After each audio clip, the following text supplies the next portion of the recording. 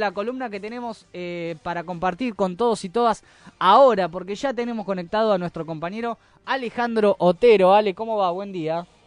Buen día, Fede, ¿cómo estás? Buen día. Bien, muy bien. Hoy veníamos hablando algunos aspectos de la economía, ¿no? Y antes de lo que seguramente tenés para compartir con nosotros, yo preguntarte, porque seguramente viste que hace unos días surgió una nota de La Izquierda Diario donde decía, después de la presentación de la fórmula de Alberto Fernández, el dólar subió 38 centavos. Arrancar por ahí, si te parece, una nota que uno puede esperar de Clarín o de La Nación o de Infobae, pero no de La Izquierda Diario. Arrancar si la viste y si fue real ese impacto.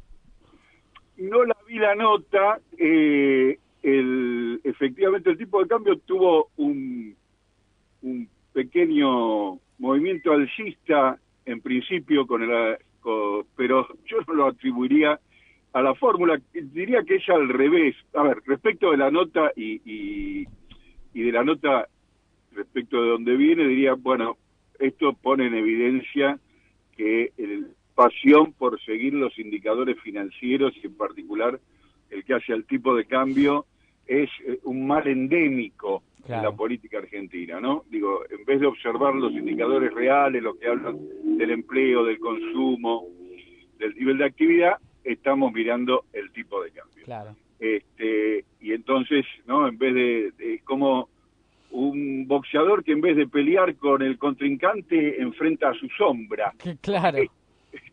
Y ahí no hay chance de ganar nunca la pelea, porque la pelea no es con la sombra, es en todo caso con el rival. Bien, pero eso por un lado, pero por otro lado uno podría decir que lo que resulta interesante, si uno mira esos indicadores, es que después del anuncio de la fórmula no pasó nada. No Claro. pasó nada, todo sigue igual que como estaban los indicadores financieros, ni se derrumbaron los títulos de la Argentina más de lo que vienen cayendo, ni el tipo de cambio tuvo movimientos más oscilantes de los que viene teniendo, ni ninguna otra cosa por el estilo. Lo que hay es un escenario de moderación. En todo caso, lo que sí sucede a partir de la noticia inesperada, diría yo, por la enorme mayoría, pero una sorpresa agradable, entiendo yo, para muchísimos de nosotros, creo que, bueno, hay obviamente un momento político y la política ocupa el centro de la escena, y a lo mejor por eso, como a nosotros nos toca hablar de economía, nos toca recordar dos, tres datos, si te parece que salieron estos días a la ¿Cómo luz. no? Claro, pero pasaron desapercibidos por esto que decimos, ¿no? Claro. Pero que son muy, muy interesantes, ¿no? Y que el gobierno trata de presentarlos como buena noticia, pero son realmente preocupantes, ¿no? El primero es el dato de inflación, ¿no? La inflación de abril fue de 3,4%, un valor altísimo en sí mismo, que el gobierno lo presenta como una buena noticia porque dice se desaceleró la inflación, porque como fue 4,7 en marzo y en abril es 3,4, entonces disminuyó, es decir, el ritmo de crecimiento de los precios es menor, ya el auto no corre hacia el desastre a 220 kilómetros por hora, va a 180. Pero les digo, mis estimados, el auto sigue siendo hacia el desastre. Irá un poco a velocidad un poco menor, pero así vamos al desastre y no hay nada para festejar porque el rumbo no ha cambiado y la inflación del primer cuatrimestre acumulada ya es del 15,6. Es un valor enorme, 4 meses 15,6. Si tomamos valores anualizados para los sectores menos, los sectores más humildes, Sí. la inflación fue mayor al 60%, porque además la inflación es más fuerte, como lo hemos dicho muchas veces, en los consumos esenciales, como alimentos, transporte y tarifas públicas. Para que haya un parámetro de medida, la inflación del primer cuatrimestre del año pasado fue 9.5, 9.5 en el primer cuatrimestre. Este año es 15.6, es decir, es 6 puntos por encima de lo que fue el año pasado, y el año pasado fue malísimo en términos de inflación, empleo, consumo y nivel de actividad económica. Este año anuncia entonces peores noticias que el año pasado. Entonces, primer dato para no dejar de registrar, a pesar de la preeminencia, insisto, merecida que tiene el escenario político, desde lo económico, la inflación de abril volvió a traer malas noticias y representa una inflación acumulada en el cuatrimestre de 15,6. Pero se conoció otro dato que me parece muy importante y que es el dato del nivel de actividad para el primer trimestre y en particular para marzo. La actividad económica cayó 6.8 respecto del mismo mes del año pasado. Una caída demoledora. Es decir, que estamos en un escenario que los economistas denominan técnicamente de estanflación. Es decir, la mezcla de las palabras de estancamiento con inflación. Claro. Estanflación. Un escenario que es el peor escenario desde el punto de vista de las noticias para los sectores populares, porque este escenario quiere decir que la actividad está estancada o va a la retranca, es decir, retrocede, pero además que el nivel de precios está al alza y por lo tanto, en un contexto de actividad a la retranca, donde hay menos empleo, menos ingresos, por menor volumen de actividad económica, los menores ingresos que tenemos alcanzan para consumir menos. Claro. ¿Se entiende? Es el peor escenario posible. Es un fenómeno relativamente nuevo en la historia de las economías modernas, de la economía capitalista. Es un fenómeno que apareció allá por mediados de los años 70, sobre el cual todavía no hay un extendido consenso entre los economistas acerca de cuáles son las razones que lo motivan, y en cada caso particular hay que descular cuáles son las relaciones causa-efecto que llevan a eso, pero allá por mediados de los años 70 apareció como una combinación de factores que fueron múltiples, ¿no? Que tuvieron que ver con la suspensión de Nixon de la atadura del dólar al patrón oro, a la onza Troy, que tuvo que ver con la deslocalización de las inversiones extranjeras entre los mercados de producción y los mercados de consumo, que tuvo que ver con la así llamada crisis del petróleo, que tuvo que ver con la irrupción de las nuevas tecnologías que tendieron a la automatización de las actividades repetitivas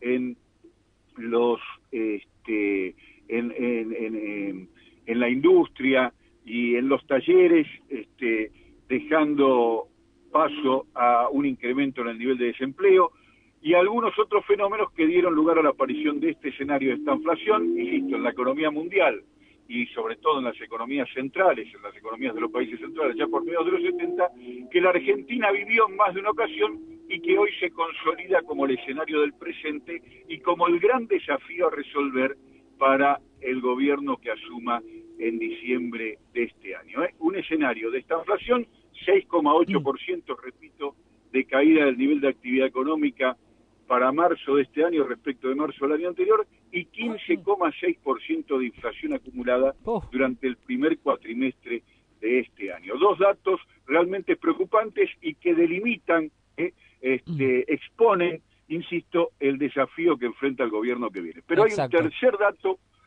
que no quiero dejar pasar, que me parece no menos significativo que estos.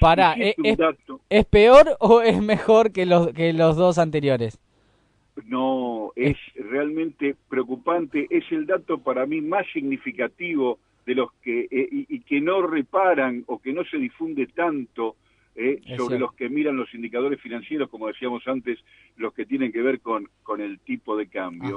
Es un indicador de ese mundo, digamos, y que a mí me parece el más significativo y que lo resalto y lo digo, digamos, en beneficio del programa. Lo hemos señalado que esto iba a ocurrir. yo sé que es feo decir eso de yo te avisé, ¿no? Yo te avisé, vos no me escuchaste. Claro, pero es lo que pasa. Es lo que sucede, tal cual. Y es el indicador del movimiento de reservas de los últimos tiempos. Uh-huh.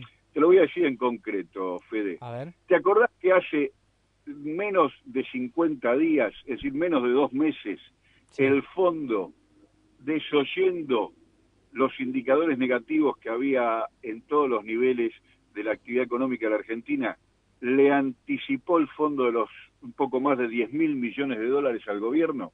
Sí. Eso sucedió hace menos de 50 días. ¿Sabes cuánto queda de esos 10.000 millones? No me digas que nada. Nada. Si querés no te lo digo, pero nada. En menos de 2 meses se evaporaron. Pero la mayoría, por supuesto, sí, siguiendo el destino que estaba previsto, que era el pago de la deuda, porque sabemos que la Argentina volvió lamentablemente, y de la mano de este gobierno, a endeudarse para pagar deuda. Entonces, claro, los fondos que recibimos con motivo del endeudamiento se van para pagar la deuda y así se sigue la rueda interminable de la deuda para pagar la deuda. Pero una parte de eso, no menor al 15% del total, es decir, que estamos hablando de 1.600 millones de mangos, en menos de 50 días se evaporaron en esta, entre comillas, política del Banco Central de vender dólares para sostener el tipo de cambio.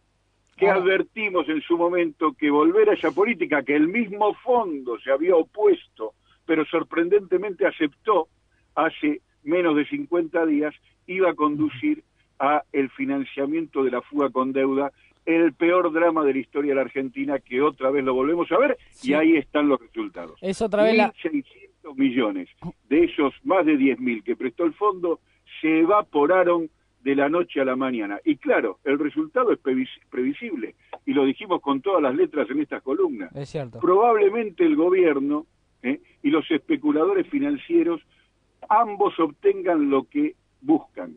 El gobierno la estabilidad del tipo de cambio y los especuladores financieros dolarizar sus activos y fugar a un precio relativamente barato respecto de lo que va a ser el tipo de cambio futuro. Claro, es otra vez la misma película, el final no va a cambiar a las películas que ya vimos en nuestro país, y además es sumamente preocupante. Ale, entonces vas a coincidir con esta mirada de Alberto Fernández, que ayer manifestaba en TN y decía, a mí me preocupa que el Fondo Monetario sostenga a un gobierno y no a un país. Exactamente. No lo escuché a Alberto ayer, pero coincido plenamente. Está sosteniendo un gobierno, pero el costo de ese sostén lo va a pagar el país. Claro, claro. Está sosteniendo un gobierno y hundiendo a un país. Ahí está. Ahí está. Sí, Déjame que lo diga con el dramatismo que no lo puede decir Alberto, que tiene la responsabilidad política de ser candidato. Sí, pero esta política del Fondo Monetario, que ya la hemos visto otras veces, de sostener gobiernos a costa del país, termina siendo dramáticamente dolorosa y onerosa para el conjunto del pueblo argentino. Lo dijimos en su momento, hoy lamentablemente los indicadores que difundió el propio Banco Central, es decir, son datos oficiales, ponen en evidencia que lo que entonces temíamos, aquel temor de entonces, de hace nada más que 45, 47 días, hoy es aquel temor una triste realidad y una nueva y repetida escena de las peores pesadillas que ha vivido la historia del país. Bueno, Ale, así que hoy nos diste indicadores que en otro lado no lo vamos a ver porque prefieren ocultarlo, tal vez con distintos temas que van surgiendo en la agenda, pero esta inflación, que es el peor escenario que podríamos tener. Exactamente, y insisto, es bueno, aunque las noticias no sean buenas, tener claridad respecto del escenario que nos toca enfrentar y tengamos presente que para enfrentarlo con éxito hace falta cambiar el rumbo, es decir, hacer exactamente lo contrario a lo que dice el presidente, que es continuar por el rumbo en que vamos. Exacto. Continuando por el rumbo en que vamos, vamos de mal a peor. Exacto. La posibilidad de salir de esto se da si justamente vamos en otro rumbo, empezamos a ir en otro rumbo. El famoso, la famosa vuelta de timón. Ale, ¿te quedó algo más o ya cerramos por el día de hoy?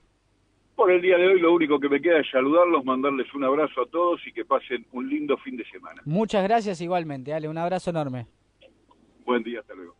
Ahí pasaba Alejandro Otero con estos datos de la economía que los tenés acá y que no los vas a ver en ningún medio de alcance nacional.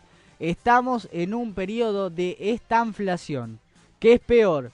Es peor a la hiperinflación, por ejemplo, porque demuestra el estancamiento en la economía argentina. La verdad que los indicadores son cada vez peores. Con Ale, siempre que podemos lo marcamos y hacemos énfasis en eso. No hay indicadores de que con este rumbo la economía mejore, pese a lo que dice el presidente casi como un eslogan, que este es el camino, este es el camino. Con este camino y con estos indicadores no vamos a mejorar.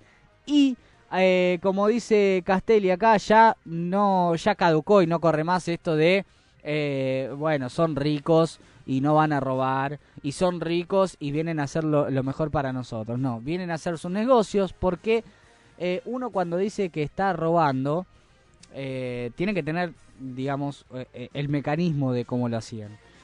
Te decían que el gobierno anterior robaba, pero no te pueden explicar todavía a 3 años cómo lo hacen o de qué manera.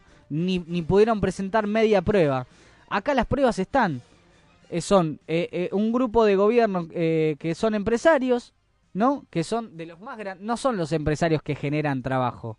Son los empresarios que se dedican a la fuga, ¿no? Y que desde su poder como gobierno manejan algunas medidas que benefician a estas grandes empresas que agarran el dólar y se lo llevan al exterior.